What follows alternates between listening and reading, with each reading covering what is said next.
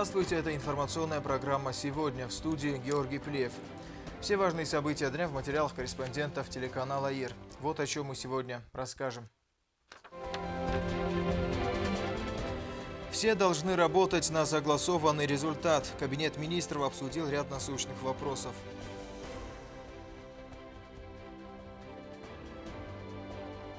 Судьба родного языка в руках подрастающего поколения. Все богатство осетинского слова они черпают из произведения Коста Хетагурова. Пресс-тур такой интересный, экстремальный. Журналистский десант вернулся из Ленигорского района не без приключений.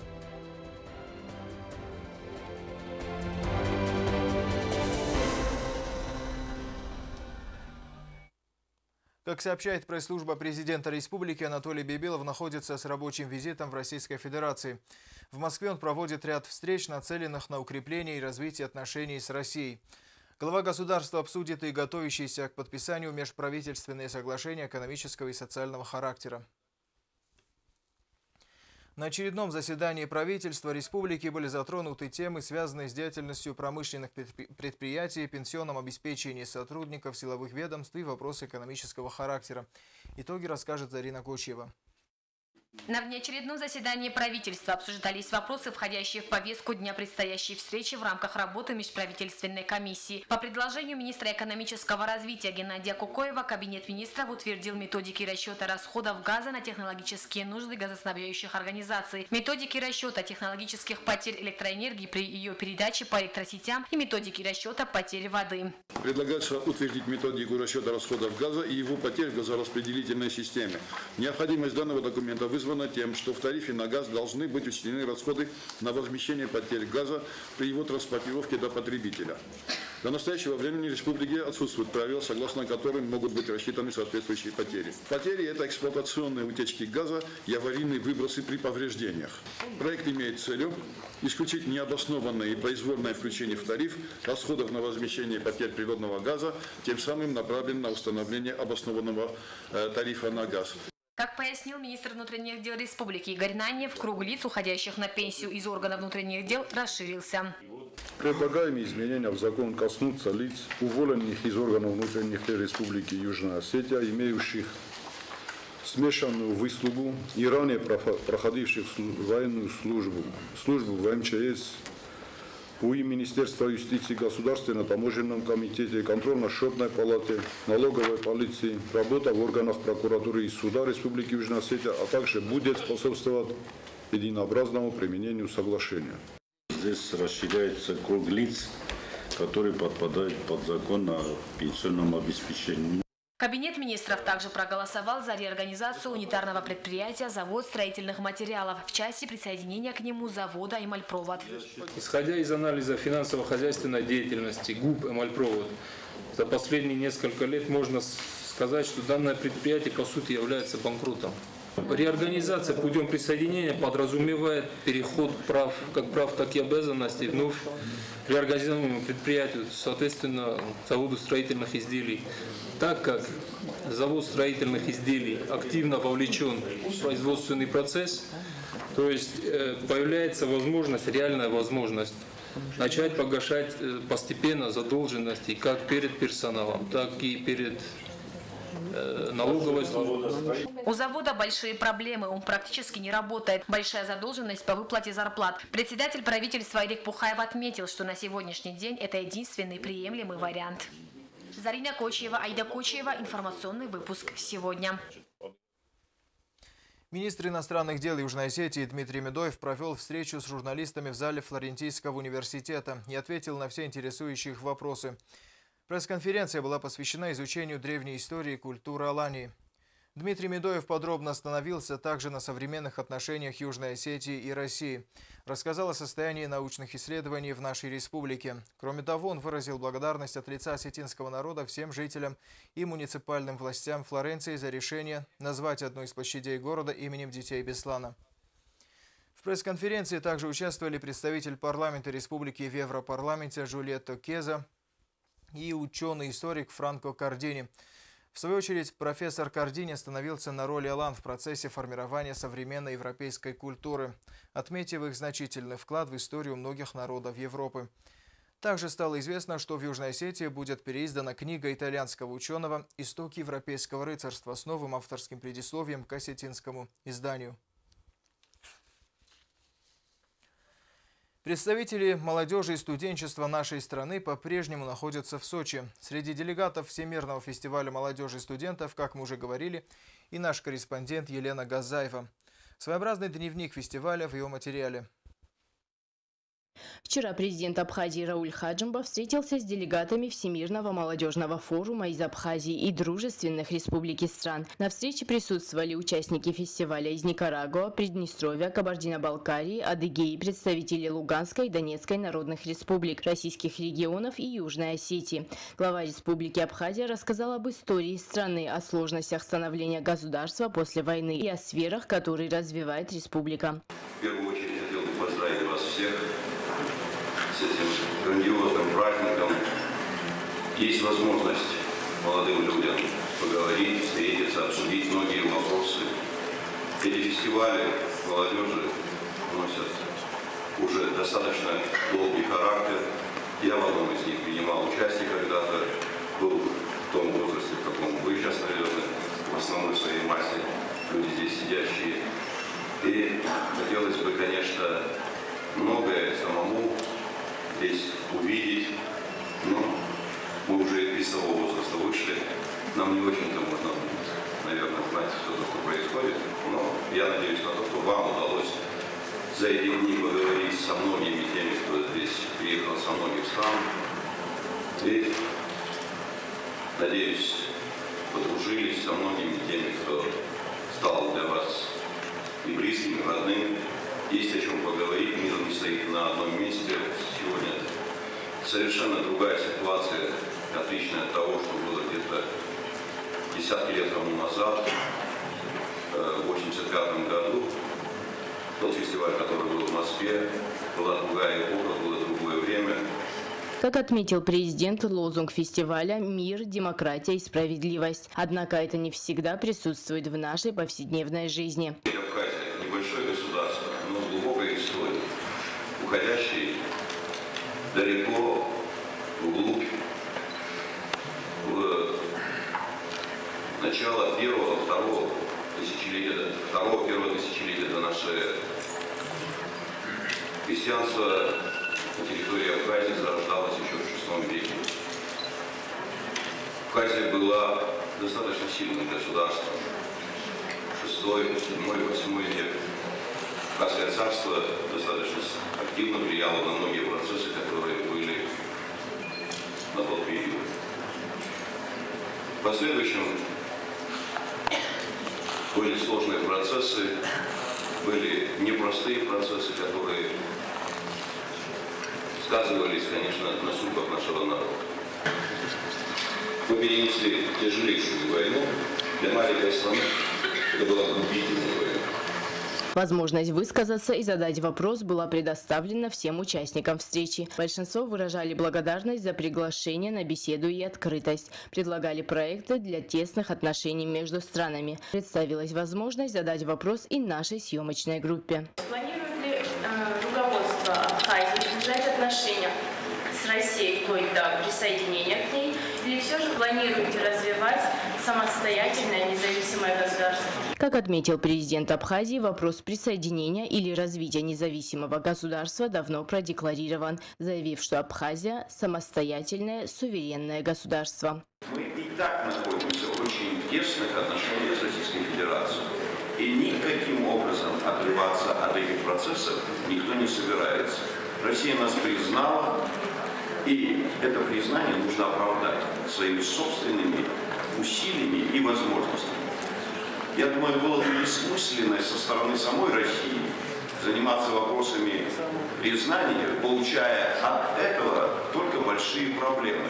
Все эти процессы, которые сегодня имеют вокруг России, это тоже продолжение тех процессов, которые сложились в начале тех работ, которые были связаны с признанием Абхазии и Южной Осетии. Думаю, что нужно воспользоваться этим шансом. Встреча с президентом Абхазии прошла в теплой и дружественной обстановке. Абхазии Раулем Джунковичем произошла очень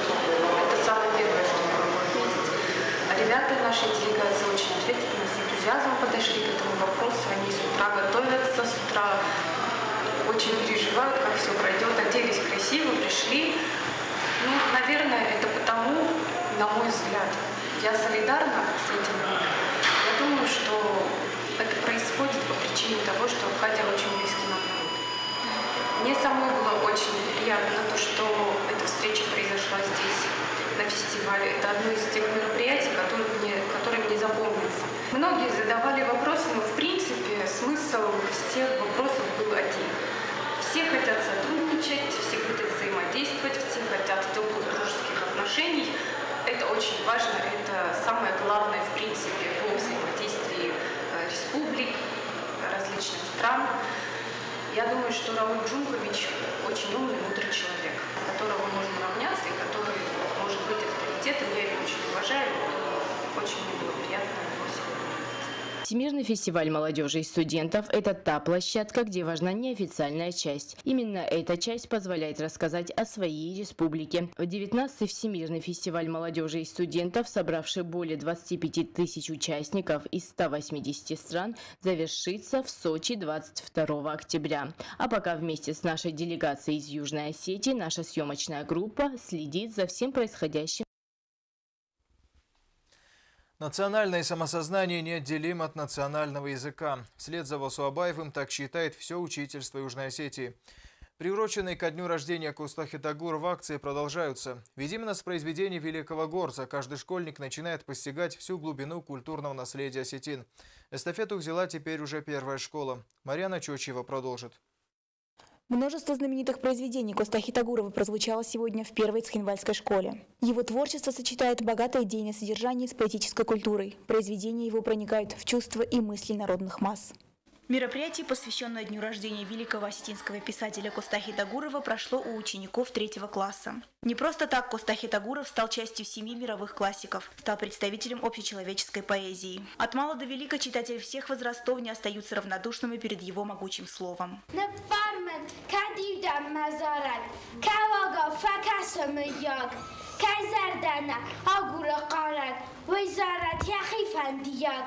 Известно, что Коста блестяще владел как осетинским, так и русским языками. У него был простой, понятный и богатый слог. О нем написано много книг и сказано немало слов, но каждый раз про его жизнь есть что добавить. Так, например, Ирина Бегулаева в своей книге о Коста упомянула, что жизнь Костахи Тагурова – это подвиг, так как мало кому удается сохранить в себе гений поэта и художника. Его имя золотыми буквами высечено не только в истории осетинского народа, но и всего человечества. И поэтому не только осетины с рвением и трепетом относятся к его поэзии. Мне очень нравится поэзия Костахи Тагурова, и я с радостью буду учить его стихи все больше и больше. Благодаря такого рода мероприятиям ребята становятся причастными к гению поэта. Стоит отметить высокий уровень проведенного мероприятия, за что тепло благодарили организатора Ингу Икоеву. Сегодня я хочу выразить благодарность Инге Севреновне, Диане Тенгизовне и всем ученикам за то, что так хорошо подготовились. Наверное, каждый согласится, что здесь чувствуется большая работа педагогов. Дети с большим удовольствием готовились к этому дню и постарались на славу. Мы, родители 3 Б класса, хотим поблагодарить нашу учительницу, нашу чудесную учительницу за такое мероприятие, Ингу Севреновну.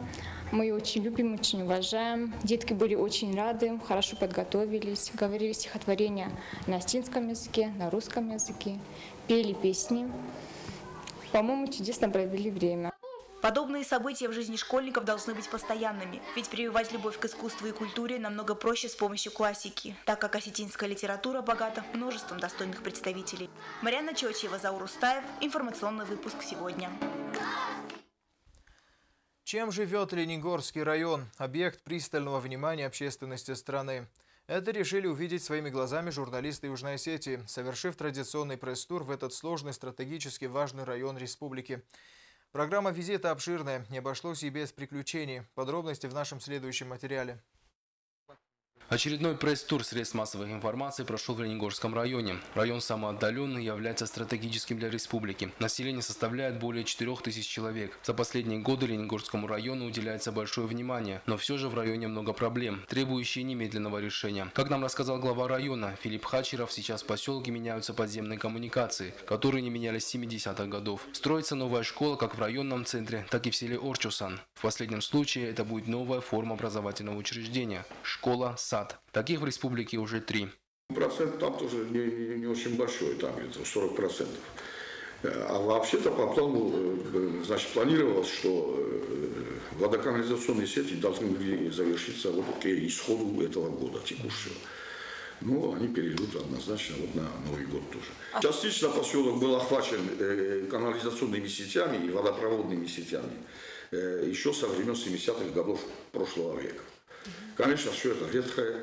Вот, даже в ходе работ какие-то повреждения были, так их даже не представляется возможным отремонтировать, потому что ветхие сети ветхие и так далее, и уже дотронешься, и дальше ломается. Еще одна известная проблема района – плохой телесигнал. Местный канал вещает только в отдельных селах, и то с перебоями. Радиосигнал до них вообще не доходит. Основным источником информации является только местный канал. К тому же жители района мечтают слушать осетинскую речь и музыку. Глава района отметил, что в 2018 году по инвестиционной программе капитально будет отремонтирована дорога Гром-Цинагар. Это будет способствовать комфортному передвижению жителей и укоротить расстояние между населенными пунктами. Также в 2018 году администрация своими силами ремонтирует несколько объектов социального значения. По ремонту наших объектов, школьные там объекты или объекты здравоохранения, культуры. К примеру, у нас в районе как таковые капитальными сооружениями, зданиями являются, допустим, 3 дома культуры. Это один, то, что вы посетите сейчас, да, вот в райцентре. И, значит, в Цинагаре и в том же Орчусане. Это капитальное строение. В прошлом году там капитально были проведены работы по замене кровли. Это уже хорошо. Все начинается с кровли, как говорится. В это время построено, как дома культуры и так далее. Но внутренних работ там с тех пор, с тех же советских пор никогда и не было. И хотим вот 3 дома культуры, которые должны выглядеть и полностью соответствовать своему предназначению. Проведению культурно-массовых мероприятий, общественных мероприятий и так далее. Все эти мероприятия имеют, конечно, большое значение.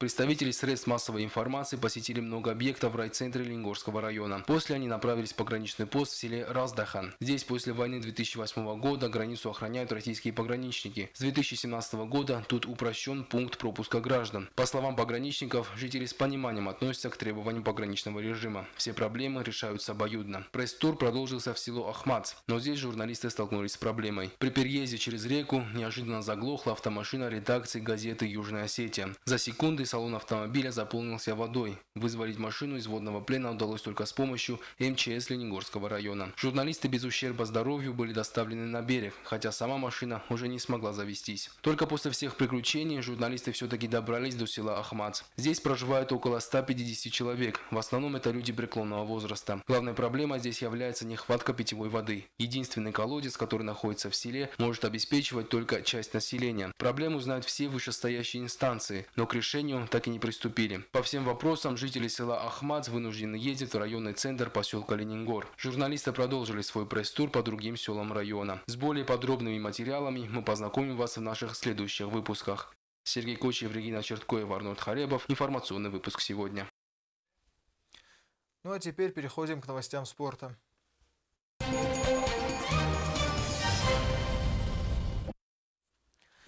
Два осетинских атлета стали лучшими в своих весовых категориях. Спартак Газаев и Сакинат Магомедова выиграли чемпионат мира по парад-хэквондо в Лондоне. Это не первые у них награды столь высокого уровня. Спартак Газаев стал чемпионом мира в 4-й раз, Сакинат Магомедова – 2-й. Тренируют спортсменов Авет Аганесянц и Асламбек Зайтиев. Мурат Гасиев настроен выиграть турнир. В ночь с 21 на 22 октября в Нью-Джерси состоится четвертьфинальный поединок Всемирной боксерской суперсерии. В первом тяжелом весе между чемпионом мира по версии IBF Муратом Гасиевым и Кшиштофом Владарчиком. Уверен, что в субботу получится отличная встреча. Очень рад возможности побороться за трофей Але. Для меня это важно. Я хочу стать следующим абсолютным чемпионом из России, сказал Гассиев. Не пропустите этот бой. Он обещает быть захватывающим. Впрочем, как всегда с Гассиевым. Ну и, наконец, настало время узнать прогноз погоды на завтра.